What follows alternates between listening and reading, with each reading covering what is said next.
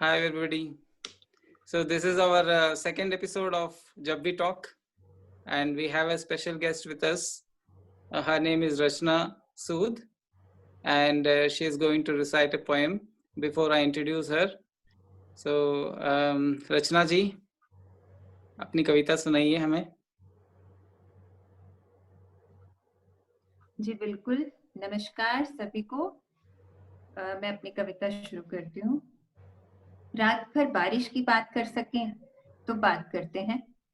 बातों बातों में कोई बात कर सको तो बात करते हैं.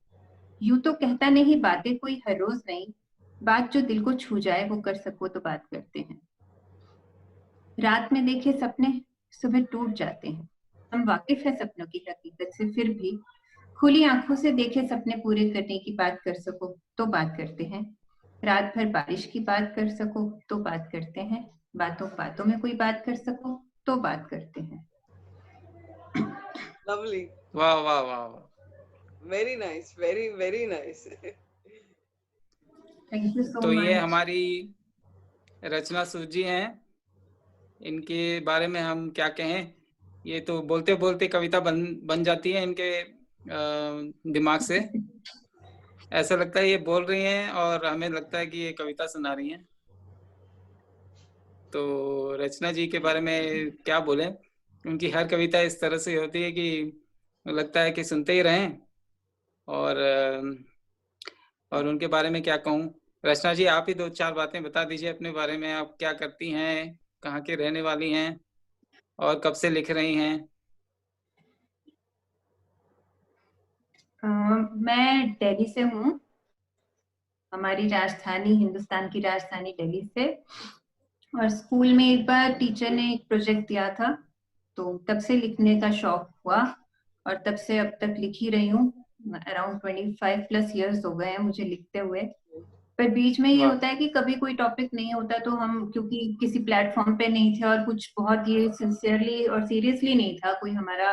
We are not writers. I was not writer before. तो एक दिल की खुशी के लिए लिखते होते थे हम. अब ये है कि अब एक पैशन हो गया है. अब अपने आप को एक मंच पर लेकर आए हैं, तो अब कंटिन्यूसली लिख रही हूँ मैं काफी टाइम से. और मुझे अच्छा भी लगता है. टॉपिक कोई देता है तो भी, कोई दिल को छू जाए वो भी लिखते हैं. तो अब हर तरह से लिखने का एक वो आइडिया आता है. Very nice, very nice. तो मैं रचना जी को अभी मेरे ख्याल से 2-3 महीने से जानता हूँ और हमारा परिचय भी फेसबुक में किसी फॉरम से हुआ था और मैंने यही पोएम उनसे मतलब सुना था. तो तब से मैं भी दीवाना हो गया हूँ उनकी कविताओं का. और मेरी एक ग्रुप की भी ये मॉडरेटर हैं और हम दोनों साथ में काफ़ी सारे पोएम्स जो हैं रेटिंग करते हैं. और ये हिंदी की करती हैं, मैं इंग्लिश का करता हूँ. और हमारे ग्रुप का नाम प्रे है. और तो ये इनका छोटा सा परिचय है. तो और भी चाहेंगे आगे कि आप इसी तरह से लिखती रहें और अपना नाम रोशन करें. Thank you so much. Thank you so much. मैं आपकी कविताएं बहुत पसंद करती हूँ. आप खुद बहुत अच्छी कविताएं लिखते हैं. धन्यवाद. हिंदी में भी मैंने पढ़ी है, इंग्लिश में भी पढ़ी है. इंग्लिश की तो आप कमाल लिखते हैं. हिंदी में थोड़ा इम्प्रूवमेंट की जरूरत है. बिल्कुल. और मैं रश्मि के बारे में थोड़ा सा बता दूं क्योंकि आपको उनका परिचय नहीं है. तो रश्मि भी काफ़ी पुरानी दोस्त हैं. मैं उनको 1 साल से जानता हूँ और काफ़ी अच्छा इंग्लिश में लिखती हैं और काफ़ी सारी किताबों का रिव्यू भी उन्होंने लिखा हुआ है और प्रोफेशनली वो एडिटर भी हैं. और अपना उनका खुद का एक चैनल है और उस चैनल में मेरा एक इंटरव्यू भी हो चुका है, शायद आपने देखा होगा. तो और हम लोग तो हम चाहते थे कि हम एक चैनल बनाएं ताकि लोगों को बेसिकली पोएट्री के बारे में और जिज्ञासा हो और नए नए कलाकारों को, नए नए पोएट्स को एक मंच मिले और साथ में पढ़ें. तो उनको भी काफ़ी पसंद है ये करना, तो हम दोनों साथ में ये कर रहे हैं. तो आप पहली पोएट हैं और आपके साथ हम श्री गणेश कर रहे हैं. एक तो ऐसा कनेक्ट है मेरे अहोभाग्य. Yes, sorry. मैं कह रही हूँ ये तो मेरा सौभाग्य है कि मुझसे श्री गणेश हो रहा है। आपका नाम रचना जो है इसीलिए। बिल्कुल बिल्कुल। कभी ग्रुप में कोई कहता है ना कि बहुत ही खूबसूरत रचना है, आप बहुत अच्छा लिखते हैं किसी को भी, तो मैं सोचती हूँ हिंदी के कवियों में मेरा नाम तो बिल्कुल फेमस है। मतलब मैंने कभी वैसे मेरा नाम इतना नहीं सुना, कोई मतलब बहुत कैजुअल नेम नहीं है, रचना होता है बट मैंने बहुत बार नहीं सुना। बट हिंदी कवियों को बोलते हुए मैंने रोज देखा, बहुत ही सुंदर रचना है, तो मैं अपने आप को प्रेज वो अपने लिए ले लेती हूँ कि बहुत अच्छी बात है। शायद आपके तो आपके तारीफ पिताजी होती ने रहती पहले है। आपके पिताजी ने पहले काफी कवि सम्मेलन सुने होंगे, तो इस कारण से आपका नाम रचना रख दिया होगा। हाँ हो सकता है, कुछ ऐसा उनका साहित्य के प्रति तो रुझान है ही, तभी हम में भी ये रुझान आया है। संगीत के प्रति, साहित्य के प्रति उनका रुझान तो काफी रहा है। Very nice.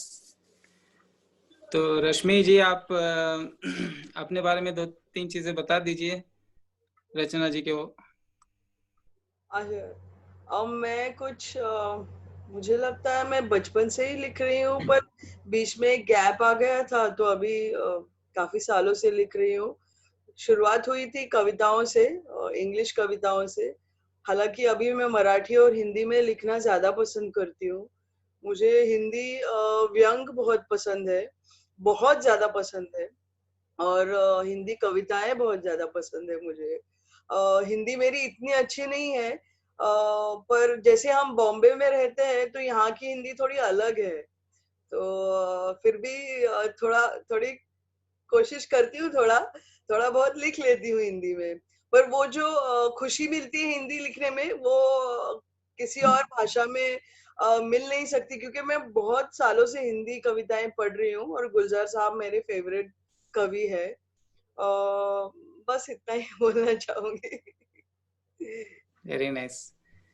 बहुत तो अच्छा, बहुत रचना जी, अच्छा। आप अपनी नई कविता जो है वो जो हमें आपने पहले ही बता चुकी हैं, कभी हंसाती कभी रुलाती, वो आप जरा सुनाइए। हाँ जी बिल्कुल। तो ये मेरी कविता है जिंदगी के ऊपर।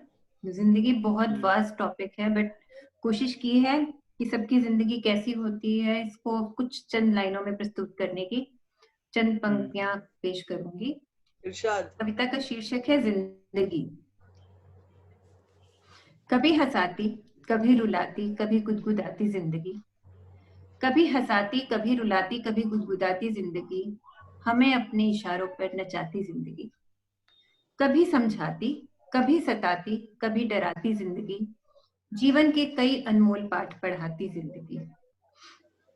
कुछ कड़वी, कुछ मीठी, कुछ नमकीन सी जिंदगी। कई तरह के स्वाद ये चखाती जिंदगी। ये मखमली ख्वाबों सी भी है और तपती रेत सी भी। ये मखमली ख्वाबों सी भी है और तपती रेत सी भी। जिसकी जैसी किस्मत उसकी वैसी जिंदगी। वाह। वाह। फरेबी कोई माशूक इस जैसा नहीं है। हम्म। फरेबी कोई माशूक इस जैसा नहीं है। मौत के दर पर छोड़ आती जिंदगी। वाह, क्या बात है। ये तेरी है न मेरी, मेरी शुक्रिया। ये तेरी है न मेरी न किसी की जिंदगी। ये जी गया जो बस उसी की जिंदगी। ये जी गया जो बस उसी की जिंदगी। एक्सेलेंट। बहुत अच्छा, बहुत अच्छा, बहुत काफी अच्छा है। पहले बार थैंक जब यू सो पढ़ा था मच। उसका इतना इफेक्ट नहीं था, पर आपने जब भी पढ़ा उसका इफेक्ट, असर और ज्यादा होता है। जैसे आप पढ़ती है, बहुत खूबसूरती से पढ़ती है आप अपनी कविताएं। Thank you so much. कुछ और बोलना चाहेंगे इस कविता पे? मैं बोलने से पहले आप कुछ शेयर नहीं, कर। मैं कविता जब लिखती हूँ, मैं जब ये कविता लिखती हूँ तो मैं पहले उसे, मेरे ख्याल से मैं लिखते हुए बोलती ज्यादा हूँ। मैं महसूस करती हूँ कविता को, और जब मैं बोलती हूँ और मुझे लगता है कि ये बोलने में अच्छी लग रही है, तो मुझे लगता है कि सुनने वाले को भी तभी अच्छी लगेगी। अगर मैं बोल रही हूँ और मेरे मन को सुनकर अच्छी लग रही है, तो सुनने वाले को भी मेरे हिसाब से उसी फील से सुन पाएगा जिससे मैं बोल रही हूँ। तो मेरी कविता मैं बोलते बोलते लिखती हूँ, इसीलिए अपने आप को दोहरा दोहरा के सुनकर कि कानों को कैसा लग रहा है। कोई शब्द ऐसा तो नहीं है जो अखर रहा हो, अगर वो अखर रहा है या वो शब्द वहां पे मैच नहीं कर रहा है तो उसका सिनोनिम ढूंढती हूँ और फिर उसको दोबारा से लिखने की कोशिश करती हूँ।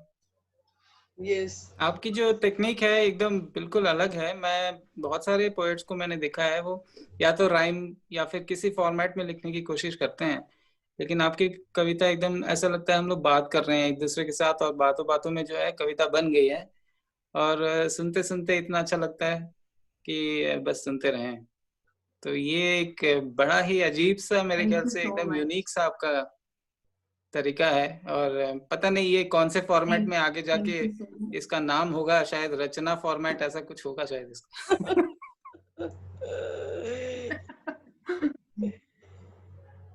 सही में बिल्कुल अलग है।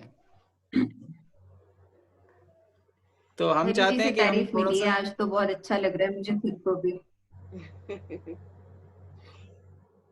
तो हम क्या करते हैं कि देखते हैं कि हम इसको किस तरह से हम रिव्यू कर सकेंगे, क्योंकि ये छोटा सा चैट शो है तो इतना ज़्यादा नहीं डिटेल में जा पाएंगे, लेकिन देखते हैं कि किस हद तक हम इसको मतलब जो लोग सुन रहे हैं या फिर देख रहे हैं उनको किस हद तक ये समझ आ जाए।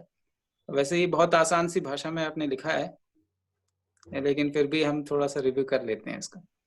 आप भी इसके बारे में थोड़ा सा बीच बीच में बता सकती हैं, जैसे हम बात करते हाँ रहेंगे। जी, बिल्कुल बिल्कुल बिल्कुल। मुझे ये कविता सुन के एक डायलॉग याद आया आनंद पिक्चर का। आनंद पिक्चर के डायलॉग्स लिखे थे गुलजार साहब ने। उसमें एक ऐसा डायलॉग था कि जिंदगी बड़ी होनी चाहिए, लंबी नहीं। तो ये कविता सुन के मुझे उस जो एक लाइन था वो उसकी याद आ रही थी मुझे। और मैं ये भी कहना चाहूंगी कि जिंदगी इसलिए खूबसूरत है क्योंकि वो सुख और दुख दोनों से बंधी हुई है। और हम एक दूसरे से रिश्तों में बंधे हुए हैं जो हमें दुख और सुख देते हैं। तो इसके वजह से ही जिंदगी इतनी खूबसूरत है। रचना जी ने बहुत खूबसूरती से और उम्मीद से जिंदगी जीने की चाह इस कविता में मुझको और हम सबको बताई है। हिंदी में तो इतना ही कहना चाहूंगी और इंग्लिश में इतना कहूंगी कि life is about living, it's about feeling, it's about breathing, it's about smelling the fresh air, it's about living, loving, giving. तो जिंदगी हर रूप में खूबसूरत है। अब जितना जिंदगी को जिएंगे, जिंदगी को महसूस करेंगे, उतनी जिंदगी हम्म। खूबसूरत होती जाएगी। हर परत जो एक एक खुलती जाएगी जिंदगी की, वो खूबसूरत ही रहेगी। बस इतना ही कहना चाहूंगी। बिल्कुल बिल्कुल, बहुत ही सुंदर। इसमें दो तीन लाइनें मुझे बहुत ही पसंद आई। जैसे आपने ये कही, ये मखमली ख्वाब से भी हैं और तपती रेत से भी हैं। तो ये बहुत ही सुंदर सोच है कि कभी कभी हमें लगता है कि ये इतनी खूबसूरत है एकदम मखमली ख्वाब सी, जैसे कि आप सोचते हैं कि ये इस तरह से हो तो कैसा हो, और उसके लिए काम भी करना पड़ता है, और काम करते करते मुश्किलातें भी आती हैं। तो ये सारी चीजें आपने बहुत ही अच्छे से इसमें लिखा है। तो बिल्कुल। रचना जी, आप इसमें आप कुछ और बोलना चाहेंगी कि आपको ये कैसे आपने कविता सोची, नहीं, और मेरे ख्याल से अ, सोचते क्या है, जब कहीं आ जा रहे हो या कभी बैठे हो, कोई टीवी पे कुछ चल रहा हो, कोई एड, कोई सीरीज हम्म या कुछ भी, कोई मूवी, तो वो कभी कभी कोई चीज है जो हमें सोचने पर मजबूर कर देती है। कभी आप डिस्कवरी पे देख रहे हैं कोई ऐसी चीज जो आपको कहीं अंदर ही अंदर कचोटती है, कुछ ऐसा लगता है कि ये तो जंगल राज है। कई बार हम्म आप यहाँ पर अपने रूटीन में भी देखते हैं तो आप यही सोचते हैं कि जिंदगी ऐसी क्यों है और सबके लिए एक जैसी क्यों नहीं है। जिंदगी हम्म में हर इंसान को अलग अलग सुविधाएं, अलग अलग दुख, अलग अलग तरह की तकलीफें या अलग अलग खुशियां क्यों मिली हुई हैं। सब हम्म। एक स्तर पर क्यों नहीं है। तो यही, करेक्ट। इसी सोच ने मेरी इस कविता को प्रेरित किया था। और हम सब लेकिन आपने ऑलमोस्ट सभी पॉइंट्स कवर की हैं इसमें। ये तो बहुत ही मतलब लाजवाब सा एक रचना है आपका। और एक बात कहना Thank you so चाहूंगी कि much. जो कवि है, कवियत्री है, वो तो सेंसिटिव है, इमोशनल है, भावुक है, पर साधारण लोग भी जब भी कुछ होता है जिंदगी में, ऐसा कुछ छू जाता है हमको, तो हम बहुत गहराई से उसको सोचने लगते हैं। तो everybody thinks about yes life in a quite a deeper sense.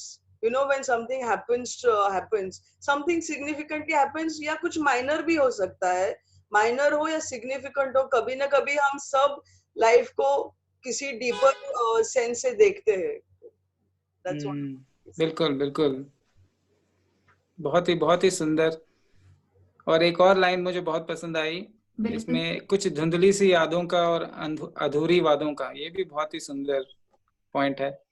कितने बार हम लोग सोचते हैं कि कैसा था पहले, हमारी जो पुरानी जिंदगी है उसको याद करने की कोशिश करते हैं, बचपन की, या फिर कोई अच्छी सी पॉइंट और अच्छा सा कोई सिचुएशन, और कुछ अधूरे वादों का, ये भी बहुत ही अच्छा लाइन है। So overall it is a fantastic poem. Yeah, agreed. Totally agreed. अब हम दूसरी कविता की ओर जाते हैं। रचना जी, आप यस, दूसरी कविता सुना सकते हैं प्लीज? हाँ जी बिल्कुल। ये कविता है मेरी कविताएं। मेरी कविताएं अनुभव है कुछ खट्टे मीठे लम्हों का। मेरी कविताएं अनुभव है कुछ खट्टे मीठे लम्हों का, कुछ सीली सीली रातों का, कुछ उजली पीली सुबहों का, कुछ बचपन के रंगों का, कुछ यौवन की उमंगों का, कुछ धुंधली सी यादों का, कुछ अधूरे वादों का, कुछ खोने का, कुछ पाने का, कुछ सीखने का, कुछ सिखाने का, कुछ आंखों की बरसातों का, कुछ अनकही सी बातों का, कुछ प्रेम का, अनुराग का, झूठ का, विश्वास का, हास का, परिहास का, अंत का और अनंत का। मेरी कविताएं अनुभव ही तो है। वाह, बहुत खूबसूरत।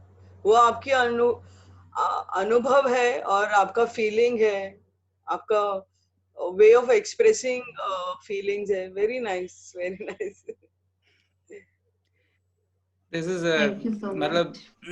ये एक पोएम है जो मैंने एक्चुअली रिव्यू भी किया था एक प्लेटफॉर्म पे, और उसको इंग्लिश में मैंने रिव्यू किया था। तो जब मैं इसको पढ़ा तो मुझे लगा कि it is actually kind of an explanation of why anybody should write poetry, and how important the poetry as a platform, as a way of expression is so important, ये कितनी ज़रूरी है। तो जब इसको पढ़ा था तो मुझे लगा था कि ये ज़रूर रिव्यू के लायक है, और ज़रूर रिव्यू लिखना भी चाहिए इसके बारे में। तो मैं बस 2-3 लाइनें जो मैंने लिखी थी इंग्लिश में, वो उसी को सुना देता हूँ।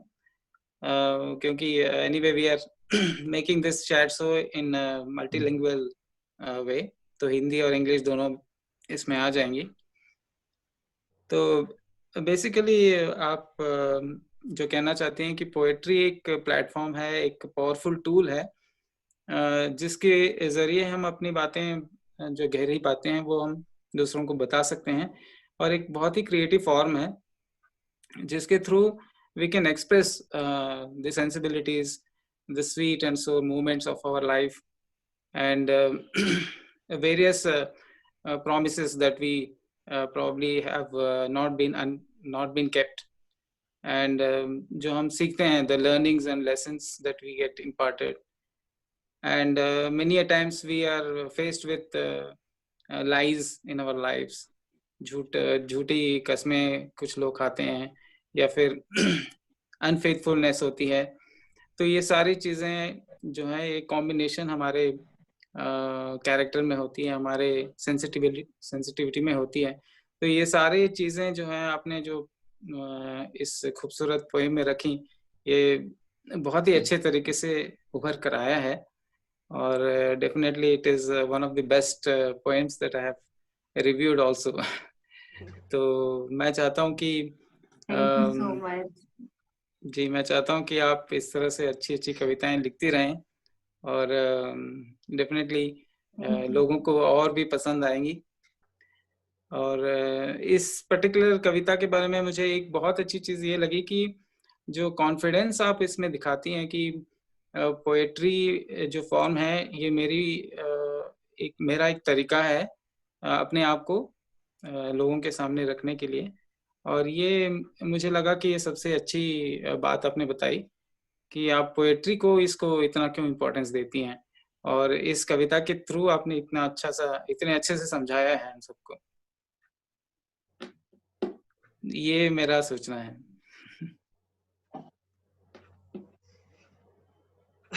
तो आप अपने बारे में थोड़ा सा इस पर्टिकुलर कविता के बारे में बताइए कि आप कब इसको लिखी और इसका कुछ बैकग्राउंड है।